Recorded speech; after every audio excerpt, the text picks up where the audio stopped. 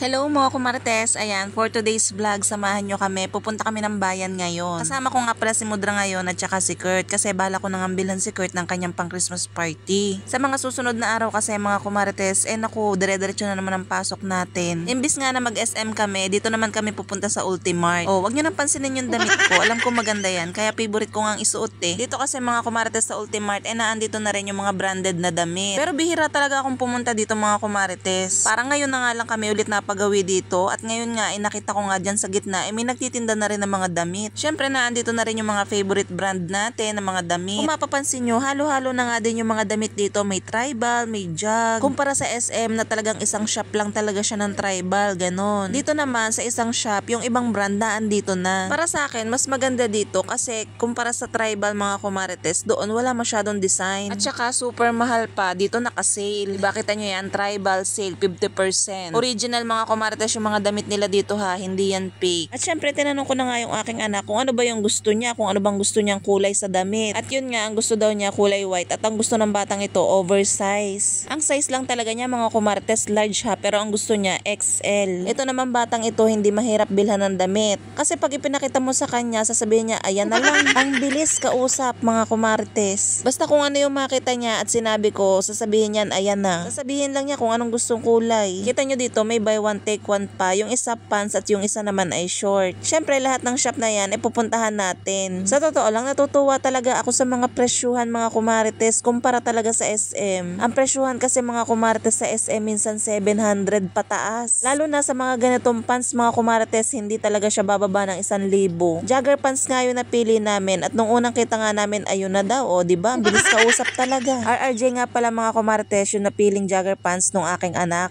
Ayaw din kasi niyan magsuot ng mga maong na pants. Mahirap kasi siyang isuot lalo na pagdating nga sa dulo dahil nga skinny. Kaya tinanong ko nga agad siya kung hindi ba siya mahirap tanggalin kapag hinuhubad na. Kasi yung mga pants niya na nauna talaga na binili namin sa SM, hirap na hirap siyang hubadin. Kaya ayun ang nangyari, hindi na niya na isusuot kaya ayun sayang lang. Yung iba nga ay napagliitan na, hindi na kasya sa kanya. Mga bitin na, paano nung natulian, ang bilis lumaki. Buti na nga lang dito sa Ultimart ay meron na nga rin mga tindang sapatos kaya dito na rin kami bumili. Dito lang din sa hilerang ito ay may mga nagtitinda ng sapatos pero hindi naman siya yung original. Syempre mahal yung mga original kaya dito lang tayo sa mga Moraita. Panghaharabas lang naman ito ng aking anak. Ang galing magsuot pero hindi naman maalam maglinis. Ito na nga lang din kami bumili sa unang tindahan na pinuntahan namin. Pinapili ko na nga siya dito sa mga nakalagay dito kung alin yung natitipuhan niya. Aba, yung pinili pa yung purong puti, kainaman. Sabi ko sa kanya pag ganitong puti pagkakatapos gamitin ay linisin na agad bago itago. O diba sa tingin nyo sinong pahihirapan ng batang ito sa paglilinis ng sapatos na iyan? At yun nga, hindi na nagdalawang isip itong aking anak at yung puti na talaga yung kanyang pinili. Sabi sa inyo, hindi naman talaga yan mahirap bilhan. Kita nyo naman ang mga tuhod, puro sugat. Nagsemplang daw siya sa bike. O diba, ang galing talaga. Sabi ko ingatan ng binti, kaya puro peklat, kamot ng kamot. Nung una, ang pinakuha naming size ay size 43. Kasi ayun talaga yung size ng paa niya. Yun nga lang, kapag kami medyasan, medyo sikip na. Kaya ayun, size 44 na lang daw kasi may medyasan pa. Pinabibili nga ako ni Mudra ng mga medyas dito. Marami naman siya medyas sa bahay. Kaya hindi na ako bumili. At dahil nga doon sa unang store, doon agad kami bumili, marami pa pala dito mga nagtitinda. Kaya ang ginawa namin, hindi na kami nagtingin-tingin kasi baka may makita pa kaming maganda, magsisi pa kami. At ang next naman natin ay damit naman. Purong puti din ang pinili. Kala mo naman, siya ang naglalaba. Kita nyo yung damit na yan, XL ang size nan. Gustong gusto niya na malaki. At nung naisuot na nga niya, edi ayun na daw. O diba? Ang galing talaga. Sabi sa inyo, wala pa kaming kalahating oras ata na nag-ikot-ikot dito. Kasi nga, bilis kausap. Hindi siya kagaya ng asawa ko na kapag ka nakakita nga, nagsasalawahan pa. Kaya ayun, hindi na rin naman kami nagtagal. Sabi ko nga kay Mudra, samahan niya ako kasi bibili nga ako ng cabinet. Siya nga din ay bibili kaya nagpasama nga ako dito sa may PH. Yun nga lang kung ano yung nakadisplay lang dito, ayun lang yung available. Ang gusto ko nga cabinet, yung rata na katulad nung kanya. Dito nga sa mga nakadisplay, wala nung gusto ko. Kaya sabi ni Mudra, doon daw kami sa dati niyang binilhan. Gusto ko kasi yung cabinet niya dahil nga malaki yung space. Meron na siyang hangeran tapos may mga drawer na din. Ang kaugagan ko naman, wala pala akong dalang cash. Dapat pala yung mga damit na binili ko kay Kurt ay sinwipe ko na lang para nga meron tayong cash. Wow, ang yaman, walang cash. Hindi, ang totoo niyan wala talaga akong pera, charot. Nagsisi talaga ako dahil wala akong cash dahil dito nga sa may Metrobank ay napakahaba ng pila. Grabe, ang haba talaga ng pila mga kumartes. Ewan ko ba kung anong meron. Hindi, kasi may mga 13 mat na yung mga yan, kaya ang haba ng pila. At ayun nga, hindi pa nga ako nag-withdraw at nagpunta muna kami dito sa bibilhan namin ng cabinet. cabinet. At ayan, ito yung nagustuhan ko mga kumarites. May hangeran na siya sa taas tapos may mga drawer na din sa ilalim. Maganda kasi yung mga ganitong plastic lang mga kumarites. Oh, wag niyo nang ikumpara sa tao, hindi yan tao. Yung mga ganyan kasi ay hindi nga inaanay. At yun nga dahil wala nga tayong cash, ayan, pumila na nga ako dito sa Metrobank. Ito namang aking anak ay sumama-sama pa. Ang haba nga ng pila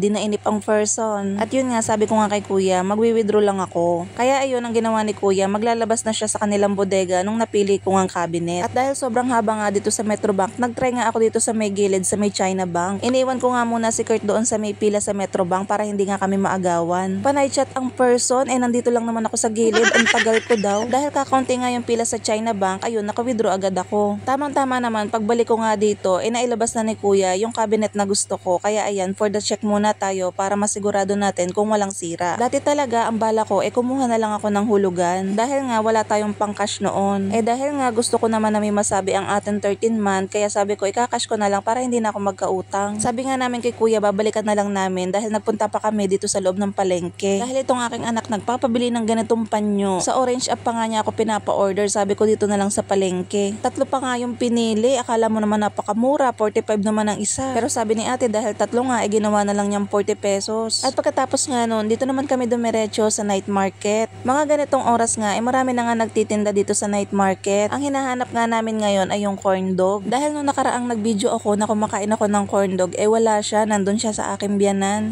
Di for the takam ang person na inggit. Kaya sabi ko sa kanya, mga 1 araw na lang. Masama na nga kami nung hinanap nung corn dog na yon dahil wala nga doon sa dating pinagpwestuhan. Balak nga namin na hindi na namin tapusin na rin hanggang dulo. Akala namin wala, kaya sabi nung aking anak, shawarma na lang kasi paborito niya yan. 3 for 100 na nga yung shawarma dito, tapos yung aking asawa naman, ini-order ko naman ng shawarma rice. Ang pinapabili nga niya ay burger. Ang nasa isip ko naman, burger ng Jollibee. Kaya hindi ko siya binilhan ng burger kasi hindi naman kami nag-Jollibee. Kasi ayan, bumili nga kami nitong mais na may kasamang cheese. 2 na nga yung binili ko para tig-isa sila. Buti na nga lang, sabi ni Mudra, tapusin namin hanggang dulo at baka na andito yung corn dog. At ayun nga, sabi ko nga kay kuya, bakit wala sila dun sa dati nilang pwesto? Kasi mga kumartes, wala daw silang permanente dito. Dahil yung iba nga daw na nagtitinda dito, minsan absent kaya dun sila napapapwesto. 4 na corn dog na nga yung binili ko at binilan ko nga din si Mudra. Itinake out ko na nga lang lahat ng binili namin para sa bahay na lang kakainin. At saka mga kumartes, umaambon na kasi nito, baka abutin pa kami ng malakas na ulan. Nag-arkila na nga lang kami ng tricycle at pagkadating nga dito sa bahay, maigi na lang yung mga tauhan ni kuya ay naandito. Kaya ayun, nagtulong-tulong na nga sila para mabuhat itong aming mga nabiling cabinet. Sabado kasi ngayon at swelduhan ng mga tauhan ni kuya, kaya naandito sila lahat. Si Mudra nga ay bumili din ng drawer at nagustuhan ko nga din yung drawer na nabili niya. At dahil nga inabot kami ng malakas na ulan, yung karton nga ay nabasa kaya pinatanggal ko na sa aking asawa. At bukas na nga lang tayo maglilinis. O siya mga kumarites, hanggang dito na lang muna ang ating vlog. Sa susunod na lang ulit. Thank you for watching. Bye!